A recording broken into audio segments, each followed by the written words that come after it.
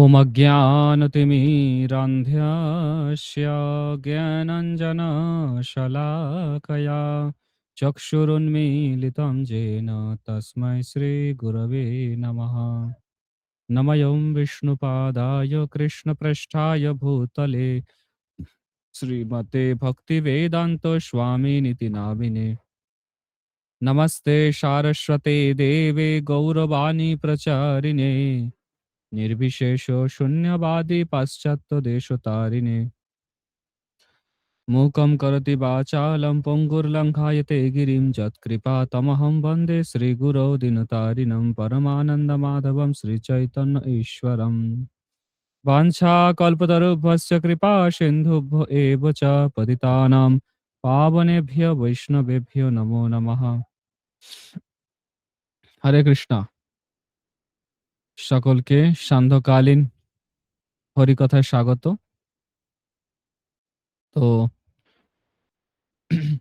আমি জাস্ট ফিরছি, এখনো 2 মিনিট হয়নি। আমি জাস্ট প্রভুপাদের জন্মভূমি থেকে আসছি এখানে। আজকে আমাদের ভক্তি বৈভবের সার্টিফিকেট ডিস্ট্রিবিউশন ছিল এবং একটা গেট টুগেদার ছিল, তো সেই জন্য আমাকে যেতে হয়েছিল। এই মাত্র আমি পৌঁছালাম। তো আজকে আমরা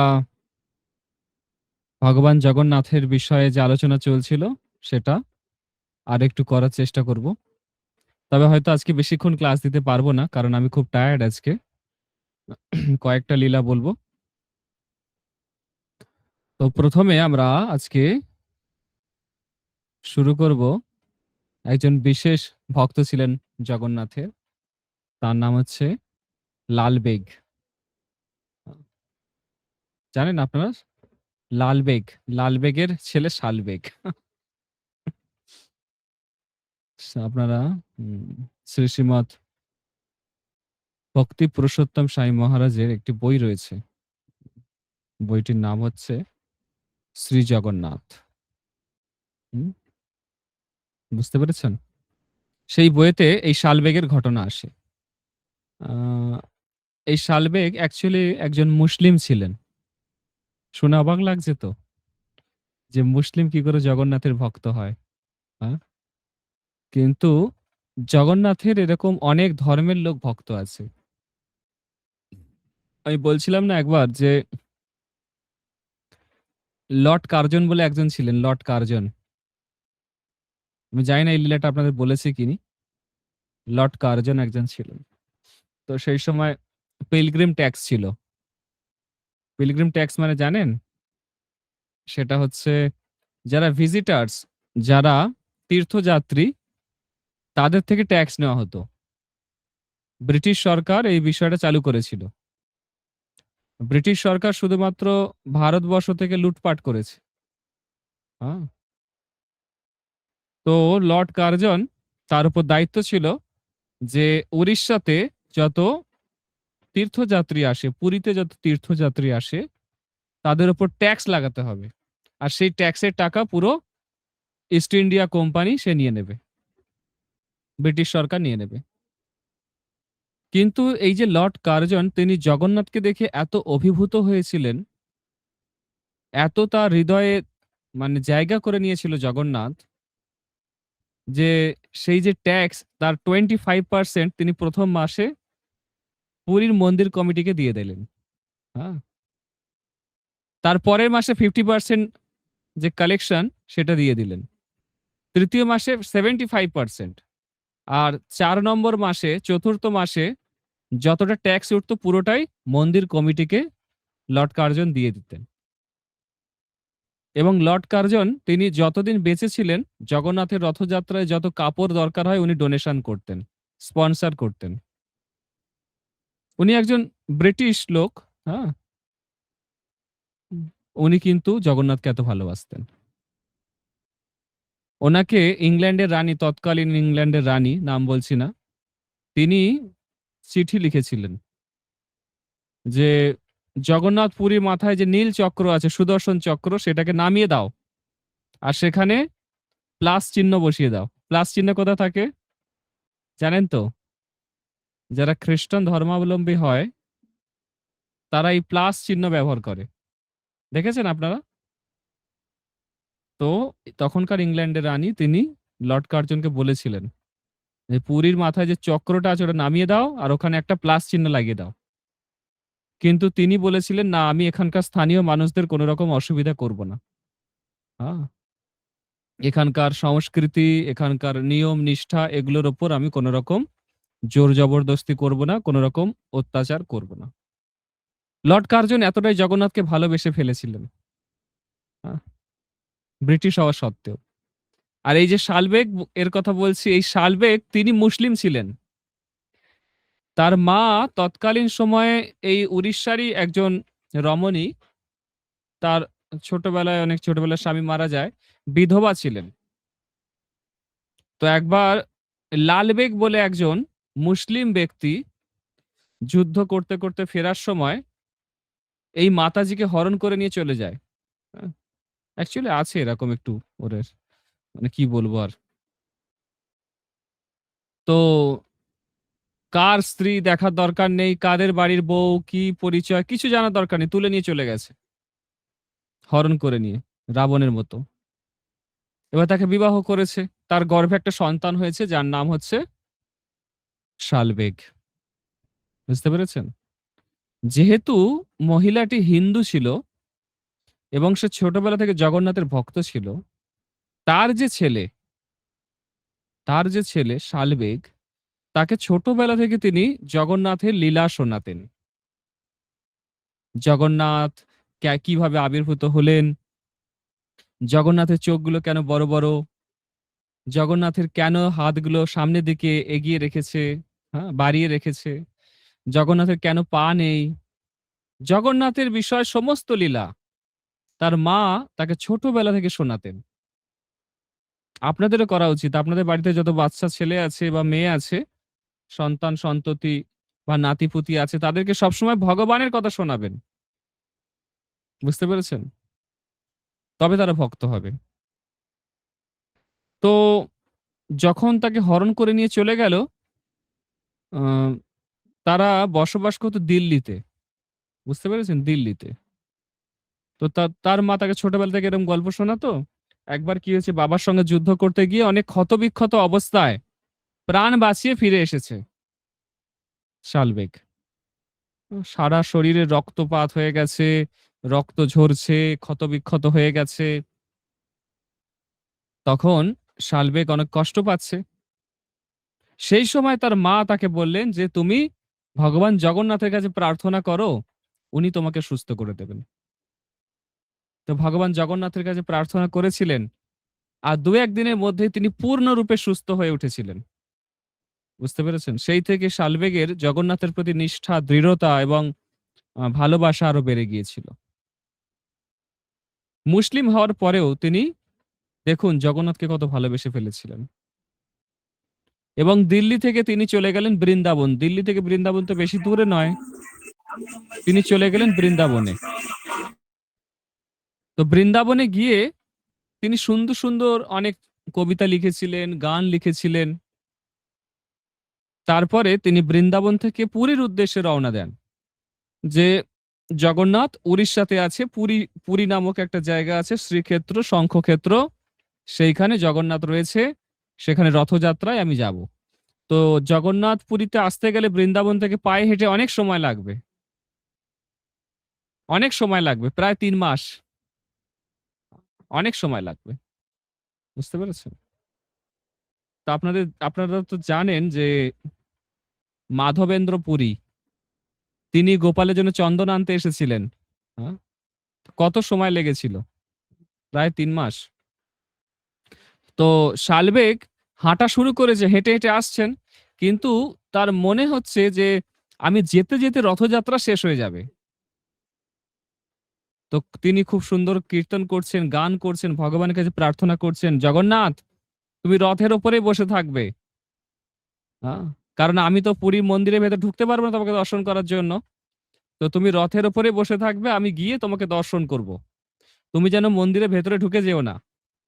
সে প্রার্থনা করতে, করতে আসছে। আর সত্যি, সত্যি জগন্নাথের রথ দাঁড়িয়েছিল। প্রায় ৪-৫ দিন জগন্নাথের রথ দাঁড়িয়েছিল। শোনা যায়। এবং অবশেষে পান্ডারা যখন ভগবানের কাছে এত প্রার্থনা করছে, রথ একটুও নড়ছে না। শেষে দেখছে শালবেগ কীর্তন করতে, করতে ভগবানের মহিমা, ভগবানের নাম যশ, স্তুতি করতে, করতে আসছে। জগন্নাথকে দেখার পরে শালবেগ অত্যন্ত প্রসন্ন হলেন, ক্রন্দন করলেন, স্তুতি করলেন, প্রণাম করলেন। তারপরে রথের চাকা গড়াতে শুরু করল। ওই শালবেগের বাড়িটা ওই গ্র্যান্ড রোডের উপরেই আছে এখনো। আমি পুরী নিয়ে গেছিলাম ভক্তদের, আমি দেখিয়েছি শালবেগের বাড়িটা। ওটা মনে হয় মাসির বাড়ির কাছে, যেখানে জগন্নাথ দাঁড়িয়ে পিঠে খায়। হ্যাঁ? তো ওখানে শালবেগের বাড়ি আছে গ্র্যান্ড রোডের ওপরে। এখনো পর্যন্ত শালবেগকে স্মরণ করে পান্ডারা রথকে নিয়ে ওখানে কিছুক্ষণ দাঁড়ায় জগন্নাথকে নিয়ে। জগন্নাথ শালবেগের বাড়ির সামনে এখনো দাঁড়ায়। এখনো দাঁড়ায়। শালবেগকে সম্মান জানানোর জন্য। দেখুন, সে তো একজন মুসলিম ব্যক্তি। কিন্তু তাকে জগন্নাথ কতটা ভালোবাসা দিয়েছে বা সে জগন্নাথকে কতটা ভালোবেসেছে।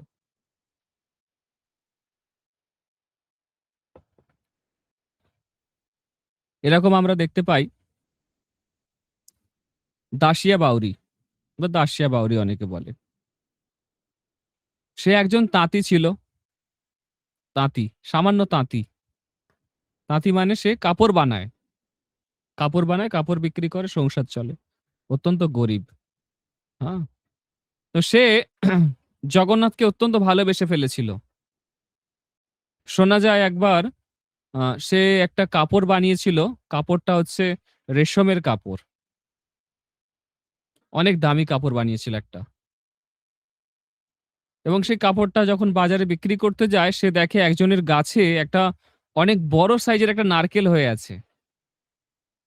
ভক্তদের মনোভাব হচ্ছে যা কিছু ভালো দেখবে আগে ভগবানকে দেবে। তাই না? তো দাসিয়া বাউরি সে ওই গাছের নারকেলটা দেখে জগন্নাথের কথা মনে হচ্ছে যে এইরকম নারকেল শুধু জগন্নাথকে দেওয়া উচিত। কিন্তু সেই গাছটার যে মালিক সে অনেক ধনী, অনেক সম্ভ্রান্ত, অনেক বড়লোক। যখন দাসিয়া বাউরি সেই ব্যক্তির কাছে গেলেন, গিয়ে বললেন, "আপনার গাছের ওই নারকেলটি আমাকে দেবেন?" সে তখন বলছে, "বিনিময়ে তুমি আমাকে কি দেবে?" দাসিয়া বাউরি বলছে, "আপনি যা চাইবেন তাই দেব।" ভাবুন, কি বলছে?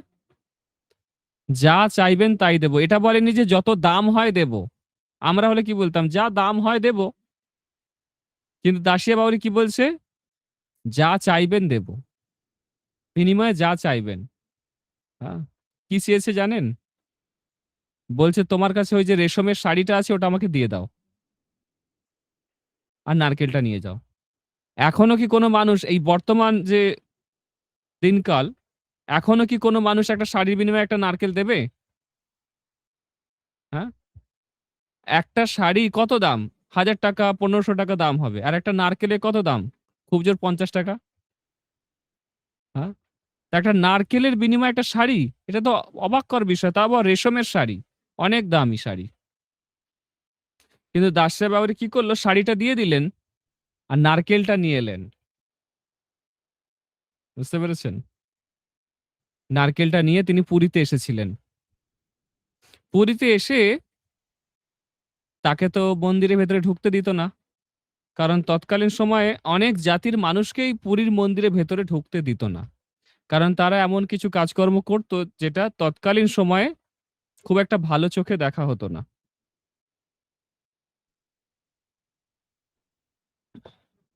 সেইজন্য দাসিয়া বাউরি নারকেলটা নিয়ে এসছে মন্দিরে। কিন্তু কিভাবে ভগবানকে দেবে? ভগবানের সামনে তো যেতে পারবে না। পান্ডারা ঢুকতে দেবে না। ঢুকতে গেলে ঘাড় ধাক্কা দিয়ে বের করে দেবে। তখন কি করে ভক্ত আর ভগবানের মিলন হবে? দাসিয়া বাউরি ভগবানের কাছে প্রার্থনা করছেন যে, "ভগবান, আপনার জন্য একটা নারকেল এনেছি, কিন্তু কিভাবে আপনাকে দেব?" প্রত্যেক জীবের হৃদয়ে, প্রত্যেকটা মানুষের হৃদয়ে, প্রত্যেকটা কীটপতঙ্গ, পশু-পাখি প্রত্যেকের হৃদয়ে ভগবান পরমাত্মা রূপে রয়েছেন। পশু-পাখিরা পরমাত্মার আওয়াজ শুনতে পায় না, কিন্তু মানুষেরা শুনতে পায়। যাদের হৃদয় পরিষ্কার তারা পরমাত্মার আওয়াজ শুনতে পায়। সরাসরি ডিরেক্ট কানেকশন আছে তাদের। বুঝতে পেরেছেন? পরমাত্মা তার হৃদয়ে তাকে বললেন যে তুমি নীল চক্র, সুদর্শন চক্র যে আছে আমার মন্দিরের ওপরে, সেই সুদর্শন চক্রের দিকে তাকিয়ে আমাকে নিবেদন করো, তাহলেই আমি গ্রহণ করব। আমরা যখন পুরী গিয়েছিলাম, আমরা ওই সুদর্শন চক্রের দিকে আমাদের যত রান্না বান্না হচ্ছিল সব সুদর্শন চক্রকে ভোগ লাগিয়ে দিচ্ছিলাম। বুঝতে পেরেছেন? তো যারা জগন্নাথ মন্দিরের ভেতরে ঢুকতে পারে না, দূর থেকে সুদর্শনকে দর্শন করলেই ভগবান জগন্নাথকে দর্শন করার ফল লাভ হয়। বুঝতে পেরেছেন? এটা জগন্নাথ নিজে বলেছেন। এর একটা লীলা আছে, কখনো বলবো আমি। হ্যাঁ?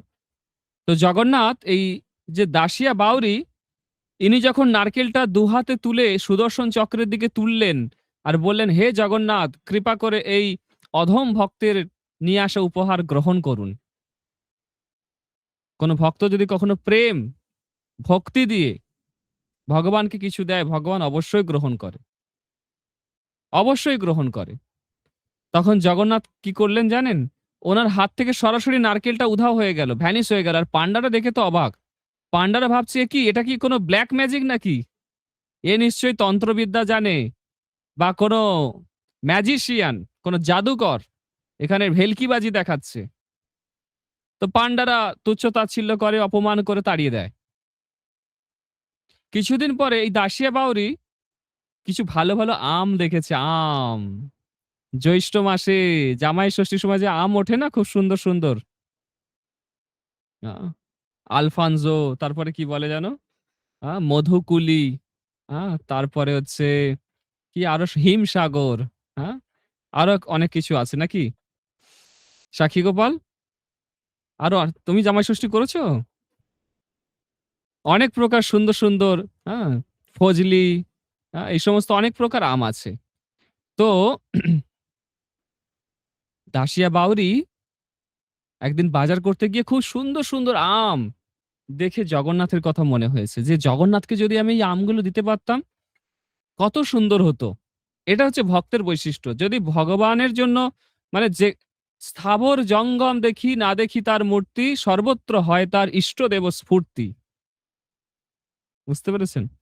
আমাদের ভক্তি পুরুষোত্তম স্বামী মহারাজ এরকম একটা শ্লোক বলেন যে, যে ভক্ত সে কোন জায়গায় কিছু দেখতে পায় না, সব জায়গায় শুধু ভগবান দেখে। যেমন প্রহ্লাদ মহারাজ সব জায়গায় ভগবানকে দেখতে পেত। বুঝতে পেরেছেন? যারা ভক্ত তারা যখন প্রসাদ পায়, মনে করে আমি জঠরগ্নি, তো পেটে জঠরগ্নি রয়েছে, আর জঠরগ্নি হচ্ছে স্বয়ং কৃষ্ণ, আমি ভগবানকে আহুতি দিচ্ছি। যখন জল খায়, গীতাতে ভগবান বলেছে জলের টেস্ট হচ্ছে আমি স্বয়ং। জল খেতে, খেতে সে ভাবে এই তো এটা হচ্ছে কৃষ্ণ। হ্যাঁ? আগুনটা হচ্ছে কৃষ্ণ, জলটা হচ্ছে কৃষ্ণ, বায়ুটা হচ্ছে কৃষ্ণ, আলোটা হচ্ছে কৃষ্ণ। সব জায়গায় কৃষ্ণকে অনুভব করে। তো দাসিয়া বাউরি সুন্দর, সুন্দর কিছু আম কিনেছে, এক ঝুড়ি আম কিনেছে। এক ঝুড়ি আম কিনে নিয়ে পুরীতে গেছে। আর সেই একইভাবে সুদর্শন চক্রের দিকে তাকিয়ে সেই এক ঝুড়ি আম মাথায় করে নিয়ে গিয়ে বলছে, "জগন্নাথ, তুমি এটা গ্রহণ করো।" বাস, সঙ্গে, সঙ্গে সেই ঝুড়ি সমেত যে আম, এক ঝুড়ি আম ভ্যানিশ হয়ে গেছে, উধাও। আবার সেই পান্ডারা এসে বলছে, "এ নিশ্চয়ই জাদুকর আছে, তন্ত্রবিদ্যা জানে, এইজন্য এইসব হচ্ছে।" তো তখন দাসিয়া বাউরি বলছে, "আমি কিছু তন্ত্রবিদ্যা জানি না, আমি জাদুকর নই, আমি সাধারণ মানুষ তোমাদের মতো। আর যদি আমার উপর সন্দেহ হয় ভেতরে গিয়ে দেখো আমগুলো কোথায় গেল।" তো শ্রীমন্দিরের ভেতরে গর্ভগৃহে গিয়ে দেখছে রত্নবেদির ওপরে শুধু আমের আঁটি আর ছোকলাগুলো পড়ে আছে। আর জগন্নাথের মুখে আমের আমের একটু লেগে আছে। কি বলে ওগুলোকে? আমের শাঁস জগন্নাথের মুখে লেগে আছে। তখন ওরা বুঝতে পারে পান্ডারা যে দাসিয়া বাউরি কত বড় ভক্ত জগন্নাথের। এখনো পর্যন্ত দাসিয়া বাউরির গ্রামে, এখনকার যে সরকার, দাসিয়া বাউরির গ্রামে একটা মূর্তি বানিয়েছে দাসিয়া বাউরির। দাসিয়া বাউরি যে নারকেল নিয়ে জগন্নাথের দিকে দেখাচ্ছে আর সুদর্শন চক্র সেটা নিয়ে নিচ্ছে, এরকম একটা মূর্তি এখনকার সরকার, এখনকার গভর্নমেন্ট সেটা বানিয়ে দিয়েছে দাসিয়া বাউরি গ্রামে। একটা বড় স্ট্যাচু বানিয়ে দিয়েছে। বুঝতে পেরেছেন? আপনারা কখনো সময় হলে আপনারা আমার সঙ্গে যাবেন, আমি দেখাবো নিয়ে গিয়ে আপনাদেরকে। হ্যাঁ? খুব সুন্দর। এই দাসিয়া বাউরি জগন্নাথের ভক্ত। এইসব ঘটনা আমরা ভক্তদের মুখে শুনে থাকি। বুঝতে পেরেছেন? এরপরে একজন ভক্ত ছিল বন্ধু মহান্তি। বন্ধু মহান্তি শুনেছেন বন্ধু মহান্তির ঘটনা? জাজপুরে থাকতো। যাজপুর আমি বলেছি না ১ম ক্লাসে মনে করুন যাজপুর। বলেছিলাম যাজপুর? বলেছিলাম যাজপুরের কথা। আমি বলেছিলাম শঙ্খক্ষেত্র, চক্রক্ষেত্র, গদাক্ষেত্র, পদ্মক্ষেত্র। মনে আছে আপনাদের? যাজপুরটা কোন ক্ষেত্র আমাকে বলবেন আপনারা। ঠিক আছে? আমি বলেছিলাম কোণারক কোন ক্ষেত্র, ভুবনেশ্বর কোন ক্ষেত্র, যাজপুর কোন ক্ষেত্র আমি বলে দিয়েছিলাম। যাজপুর কোন ক্ষেত্র আমাকে কিন্তু আপনারা কি জানাবেন। ঠিক আছে? তো যাজপুরেই বন্ধু মহান্তি থাকতেন। বন্ধু মহান্তি জগন্নাথের অন্যতম একজন ভক্ত। হ্যাঁ? এই বন্ধু মহান্তির একটি ছেলে ছিল, ২ টি কন্যা সন্তান ছিল। বুঝতে পেরেছেন? তো এটা যে সময়ের ঘটনা সেই সময় হঠাৎ করে সেই জায়গাতে খুব দুর্ভিক্ষ হয়। খুব দুর্ভিক্ষ হয়। অনেক বছর বৃষ্টি হয়নি ৩-৪ বছর। হ্যাঁ? চারিদিকে চাষবাস হয়নি। সবার ঘরে কিছু খাবার জন্য নেই। খুবই দুর্ভিক্ষ একটা অবস্থা। তো তার স্ত্রী, তার বাচ্চা সবাই অত্যন্ত কষ্টে আছে। এই অবস্থায় সেই বন্ধু মহান্তি বলছে, "জানো আমার একটা বন্ধু আছে উড়িষ্যায়, পুরীতে।" বলছে, "পুরীতে তোমার আবার বন্ধু কে গো?" বলছে, "হ্যাঁ, আমার একটা বন্ধু আছে। অনেক বড় বন্ধু, বড়লোক বন্ধু।" বলছে, "ঠিক আছে তাহলে চলো তার কাছে। এখানে এত দুর্ভিক্ষ, কষ্ট পাচ্ছি, খাওয়া-দাওয়া নেই, কিছু নেই। চলো তার কাছে দেখা করি। যদি সে কিছু সহযোগিতা করতে পারে।" তো যাজপুর থেকে সেই বন্ধু মহান্তি, তার ২ কন্যা, ১ টি ছেলে এবং স্ত্রী তারা সবাই পুরী মন্দিরে আসে। এবং এই পুরী মন্দিরে এসে যখন জগন্নাথের মন্দিরে ঢুকতে যাবে তখন জগন্নাথ কোন সেবাতে ব্যস্ত ছিল। ভেতরে জগন্নাথকে শৃঙ্গার করা হচ্ছিল বা মন্দিরে হয়তো রাজা এসেছিল সেইজন্য মন্দির কিছুক্ষণের জন্য কাউকে ঢুকতে দেওয়া হয়নি। তারপরে বন্ধু মহন্তী এত খিদে পেয়েছিল, এত দূর থেকে এসেছে, ক্লান্ত হয়ে গেছে, অনেকদিন এমনি খাওয়া-দাওয়া নেই। ক্লান্ত হয়ে ঘুমিয়ে পড়েছে। বুঝতে পেরেছেন? কোথায় ঘুমিয়েছে জানেন?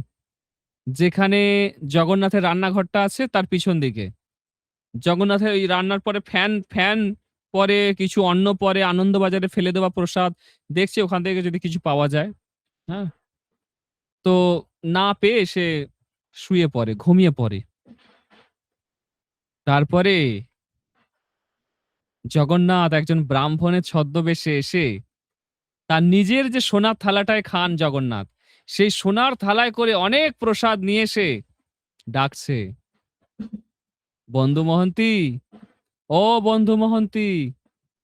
বন্ধু মহন্তী বলছে, ভাবছে যে আমার নাম ধরে এখানে কে ডাকছে? পুরীতে তো আমার কেউ চেনাশোনা কেউ নেই। বলছে, "ও যাজপুরের বন্ধু মহান্তি।" যখনই যে বলেছে যাজপুরের বন্ধু মহান্তি তখনই তার হুঁশ ফিরেছে। আরে এ তো আমাকেই ডাকছে।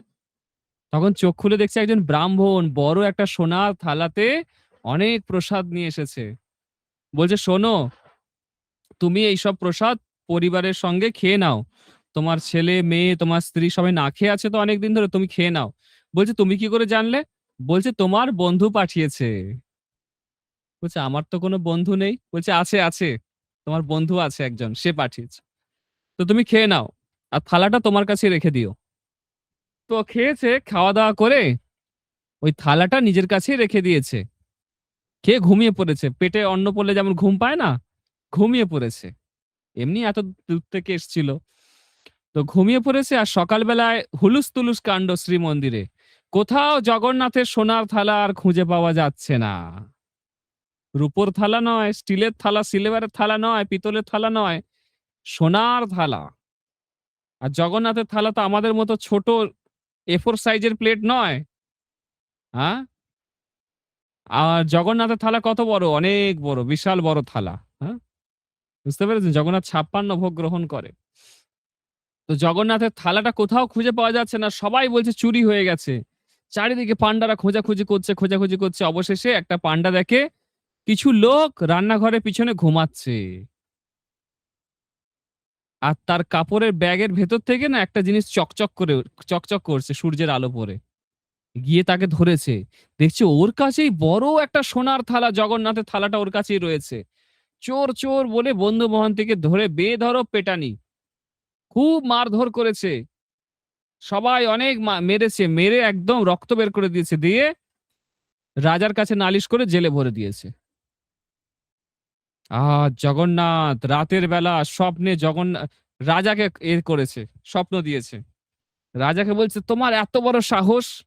হ্যাঁ, আমার বন্ধু তাকে তুমি জেলে ভরে দিয়েছো। আমার থালা, আমার খাবার আমি কাকে দেব? তোমাকে বলে দেব?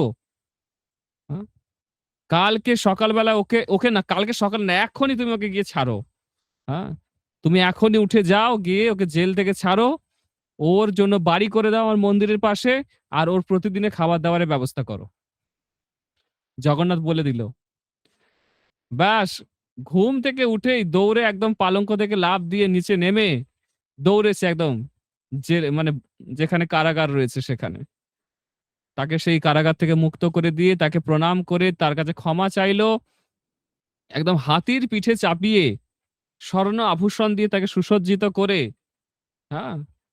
পুরো জগন্নাথ পুরীতে শহরে একদম নিয়ে এলেন, একদম শ্রীমন্দিরের কাছে, এবং সেখানে পাশেই বন্ধু মহন্তের ঘর বানিয়ে দিল মানে রাজা। বুঝতে পেরেছেন? তার সমস্ত খাওয়া-দাওয়া সবকিছু দায়িত্ব রাজা নিলেন এবং ব্যবস্থা করে দিলেন।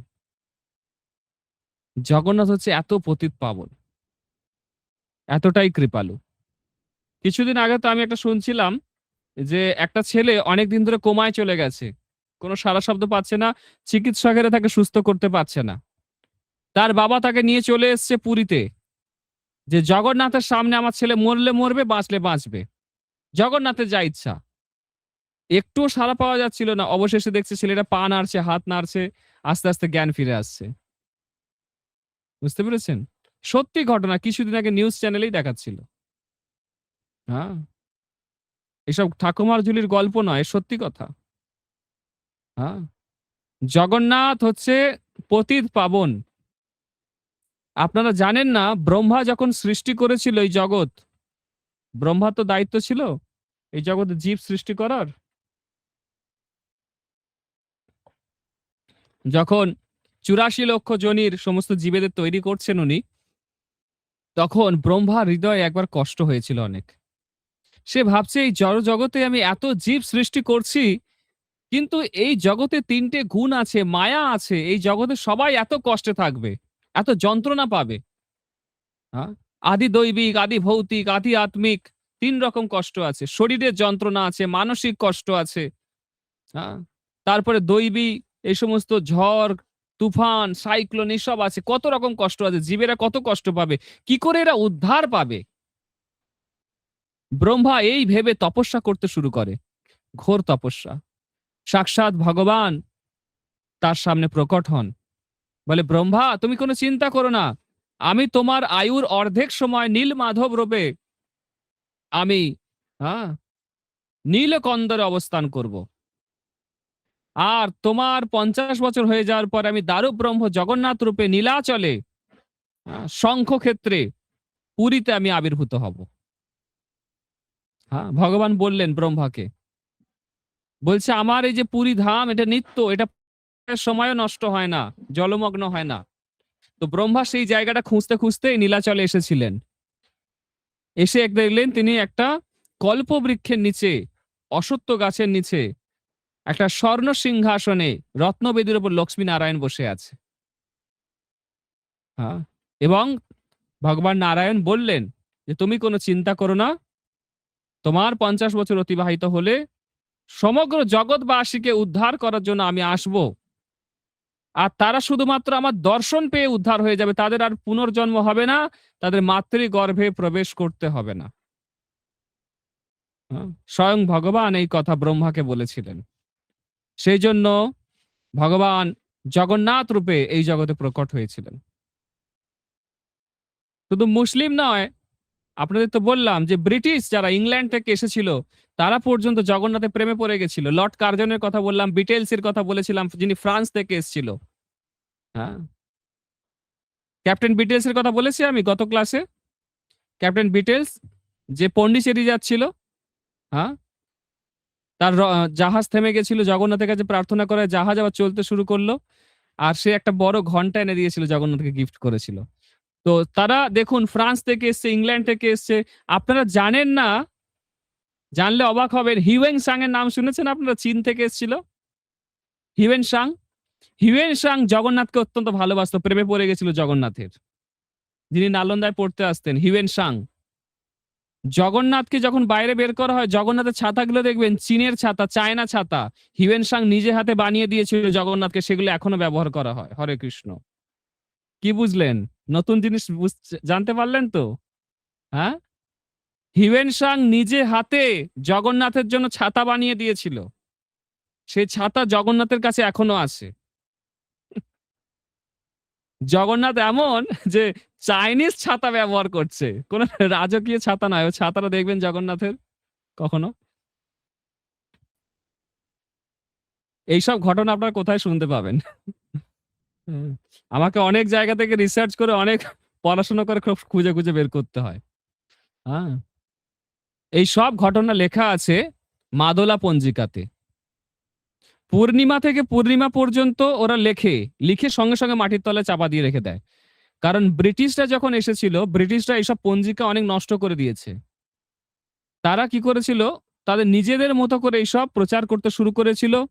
হ্যাঁ, এবং জগন্নাথের যে মর্যাদা সেটা নষ্ট করে দিচ্ছিল। সেই জন্য তখনকার দিনে যে পুরী মন্দির কমিটি, তারা ওই পূর্ণিমা থেকে পূর্ণিমা লেখে, লিখে তারপরে মানে তাল পাতাতে লেখা হয়, তাল পাতায় লিখে চাপা দিয়ে দেয়, একটা সিন্ধুকে ভরে মাটির তলায় চাপা দিয়ে দেয়। বুঝতে পেরেছেন? অনন্ত, জগন্নাথের লীলা অনন্ত। জগতের নাথ জগন্নাথ। ঠিক আছে, আজকে আমি আর বেশি ক্লাস দেব না, কারণ আমি অলরেডি এইমাত্র ফিরলাম। ফিরে জাস্ট ২ মিনিট হয়নি আমি ক্লাসে বসেছি। তো আমি খুব টায়ার্ড আছি। তো আজকে আমি এখানেই ক্লাস স্থগিত রাখছি। আগামীকাল আবার সন্ধ্যা ৭টায় আমি ক্লাস দেব। ঠিক আছে? হরে কৃষ্ণ হরে কৃষ্ণ, কৃষ্ণ কৃষ্ণ হরে হরে, হরে রাম রাম রাম হরে হরে। জগৎগুরু শিল প্রভুপাদ কি জয়, জগন্নাথ স্বামী কি জয়। Thank you. হরে কৃষ্ণ।